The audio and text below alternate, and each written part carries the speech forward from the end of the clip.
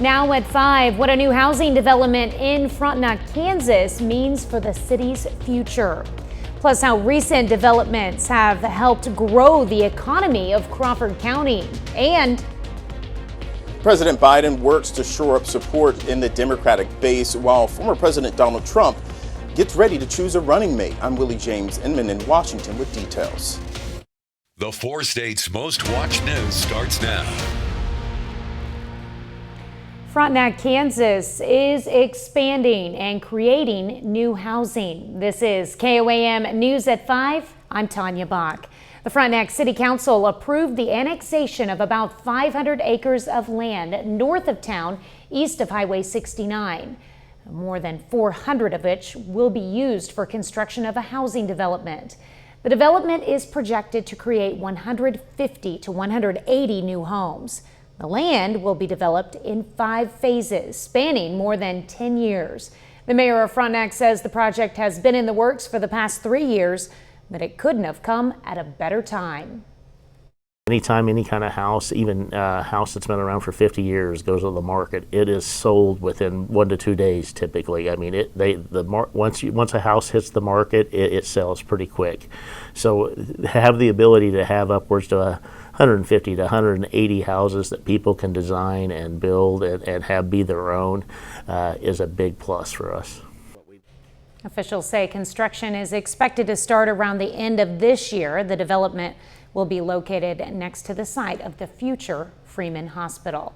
Now, 50 acres of the land recently annexed by the city of Frontenac is being used as the location of the future hospital. KOAM's Samantha Walker tells us how the community hopes the new site will bring a boost to the local economy. When officials announced the location of the future Freeman Hospital in Frontenac, they also announced the hospital would bring between 500 to 1,000 new jobs to the area. For the community, they hope to use this as an opportunity to help boost their local economy. Officials say the location of the hospital will not only bring the new residents to the Frontenac area, but it could bring in new visitors to the community. The District 2 Commissioner for Crawford County says he hopes the development of the hospital will encourage other new businesses to open and for current businesses to see more foot traffic in the future. What I'm hoping to see is the expansion of businesses along the 69 highway corridor there, running all the way from that location all the way into the city, you know, the town portion of it, of Frontenac, and even into Pittsburgh. I mean, it's a win-win for everyone.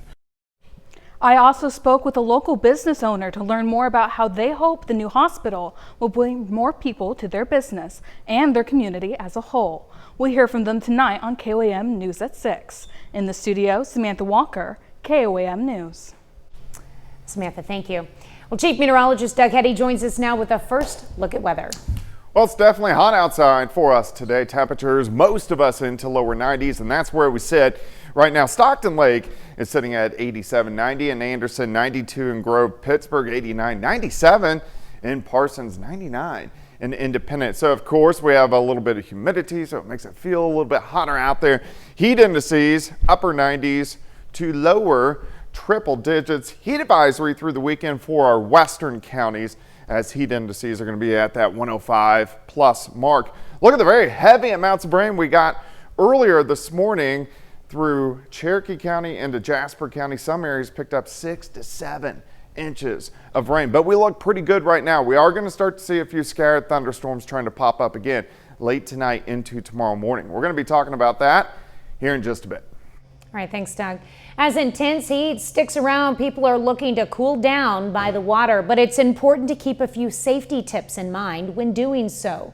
The CDC urges people to stay hydrated, reapply sunscreen, and wear breathable clothing to stay safe while enjoying the water. You don't realize that whenever you're out there on the water, the sun is actually reflecting off the water itself, which can give you the sunburn. And also on a cloudy day, a lot of people don't realize that they actually need to have sunscreen on. Experts also recommend checking in with your group and to be aware of heat exhaustion symptoms like weak pulse and muscle cramps. President Biden is fighting to stave off any more defections from Democrat supporters who are concerned about his presidential campaign.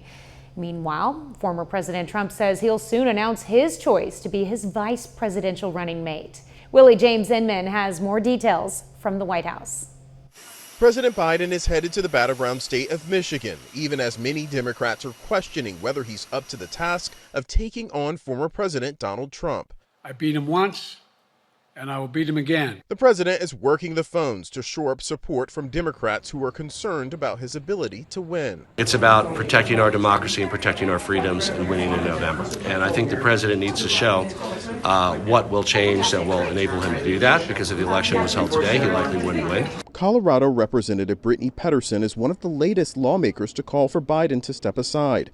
While President Biden tries to shore up support within his base, former President Trump has his base locked down. All he needs now is a vice presidential candidate. I'd love to do it during the convention, which would be, or just slightly before the convention, like Monday. North Dakota Governor Doug Burgum, Ohio Senator J.D. Vance, and Florida Senator Marco Rubio are said to be on the Trump shortlist of candidates. It's like a highly sophisticated version of The Apprentice. Yeah. Okay, if you think about it. And they're great people. Trump is campaigning in Pennsylvania Saturday, ahead of next week's Republican National Convention in Milwaukee. Willie James Inman, CBS News, the White House. CBS News has confirmed at least one pro-Biden super PAC is withholding $90 million in support while waiting to see if President Biden can salvage his campaign. Still ahead, doctors see a higher demand for weight loss drugs for children. We'll tell you what you need to know on the potential risks and benefits. Plus, a new study examines the most common risk factors for cancer and how to reduce them. Those stories next in Health Watch.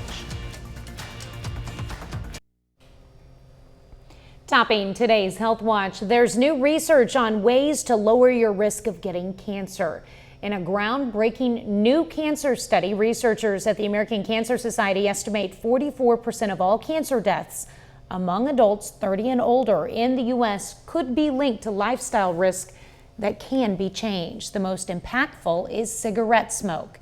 Others include excess body weight, alcohol consumption, physical inactivity, and diet. And so in some ways, it's a lot of common sense, but in other ways, it's recognizing that these important lifestyle factors, which have historically been associated with improving heart disease risk and diabetes risk, now we're actually attributing to reducing cancer risk as well. Health experts say one easy way to prevent cervical cancer and cancers of the tongue and throat, getting vaccinated against HPV. The data shows only 38% of children are vaccinated against that virus. While the popularity of weight loss drugs continues to skyrocket among adults, some doctors are seeing a high demand for these medications for children as well. Mandy Gaither talks to a doctor about what parents need to know on the potential risk and benefits of children and teens using weight loss drugs. It's a major health crisis in the U.S. Studies show the number of children with obesity has tripled over the past 4 decades. And with more adults turning to weight loss drugs, some medical providers are seeing the same in pediatric patients. The demand is high. The U.S. Food and Drug Administration has approved 4 weight management medications for use in children 12 and older. Recent studies have shown weight loss drugs and surgical procedures are highly successful treatments for children, and they're deemed viable options under guidelines from the American Academy of Pediatrics. But there are risks, too, says Dr. Shasta Safter with Orlando Health Arnold Palmer Hospital for Children. I do not want any parent who is considering these type of medications for their children to think it's just a magic pill or a magic drug. Safter says long-term data on the effects of these drugs in children is still being gathered. She says the research we have now shows these medications are safe options, but should only be considered after other methods of treatment have been exhausted. That includes making sure the child stays physically active and modifying their diet, consistently cutting back on processed foods and limiting fast food. This is not only on the shoulders of a child to make these dietary choices. It's what choices the parents are providing to the child. For Health Minute, I'm Mandy Gaither. When a child has obesity, it raises the risk of major health issues into adulthood, including type 2 diabetes, high blood pressure, liver disease, and other issues like anxiety and low self-esteem. Well, British researchers say AI can help drastically speed up heart scans. They used an intelligent computer model to examine MRI scans of the heart. Data shows it analyzed the scans in just seconds, while it typically takes doctors 45 minutes. The study's authors say this could save doctors time and lead to better treatment. That's a look at today's health news. A little later, AT&T announces another data breach. Customers need to know about the attack. Plus, we're going to heat up even more as we head into the weekend. Those details coming up.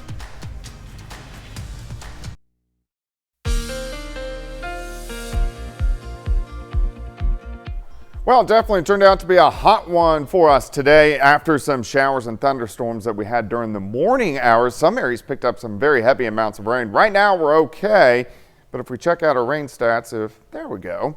You can see at the airport in Joplin, 1.48 inches of rain, but a lot of areas picked up even more than that, 3, 4, 5, 6 inches of rain. And what that did is cause some flash flooding, but it was very localized. Not everybody got rain during the morning. About 3.5 inches in Joplin for the month, 22.45 for the year. We're still a little bit behind, but we've got it in big clumps.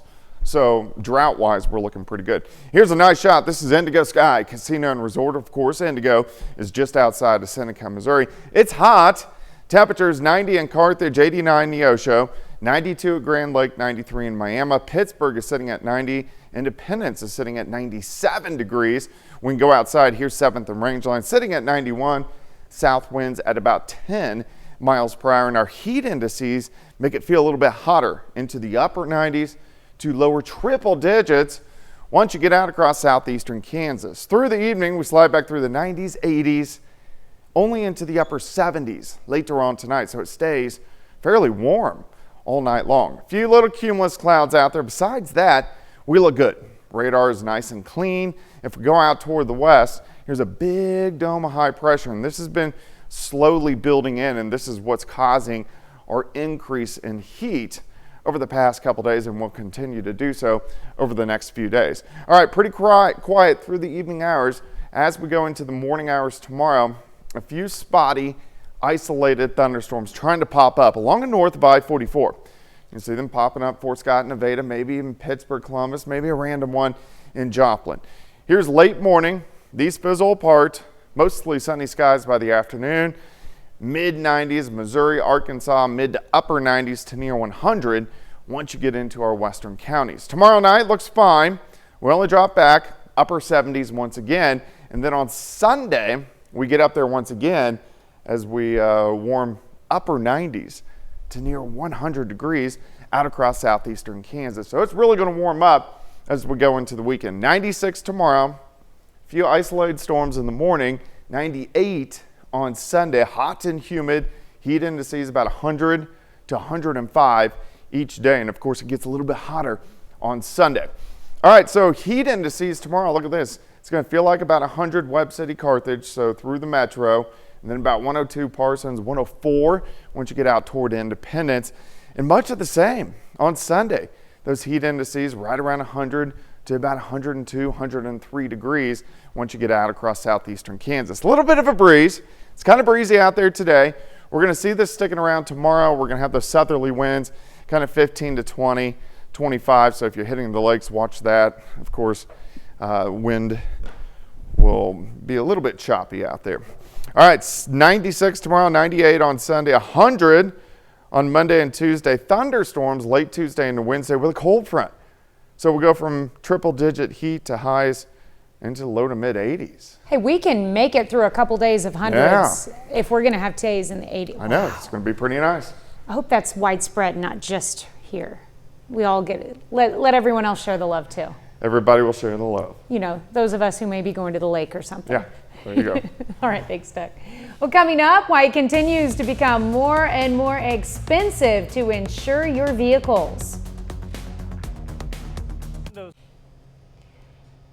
Topping today's Consumer Watch, nearly all AT&T cell phone customers have been impacted by a massive breach. The telecom company says the compromised data includes tens of millions of customers' phone numbers between May 1st and October 31st of 2022.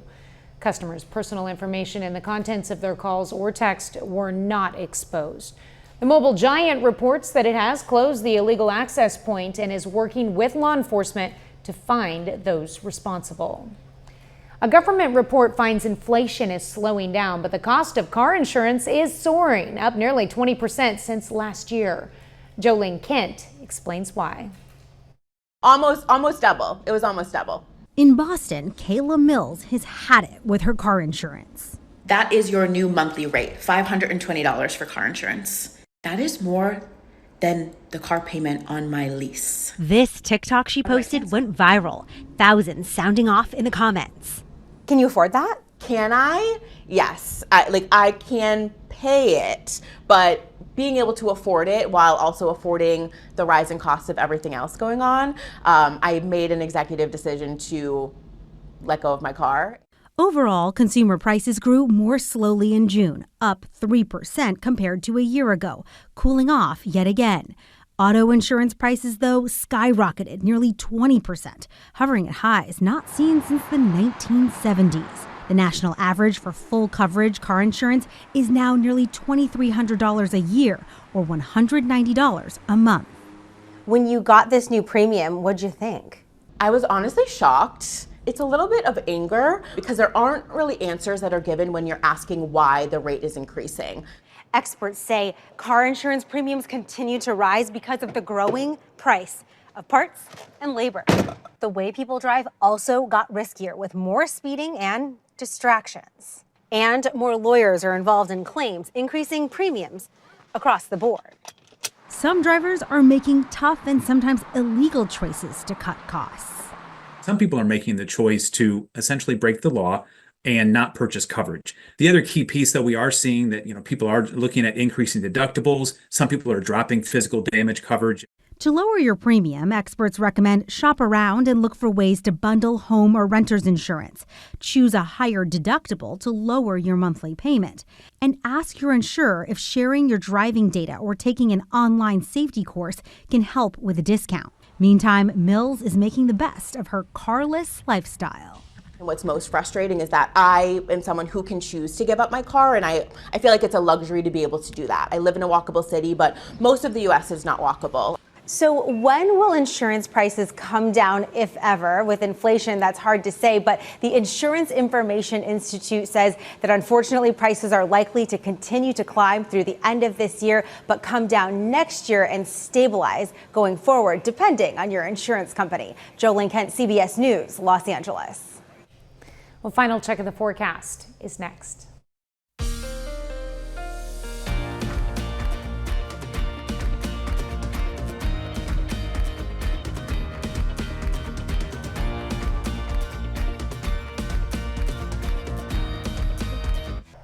Up next on the CBS Evening News, Steve Hartman takes us on the road with two friends who are generations apart and the meaningful bond they created over history and heritage.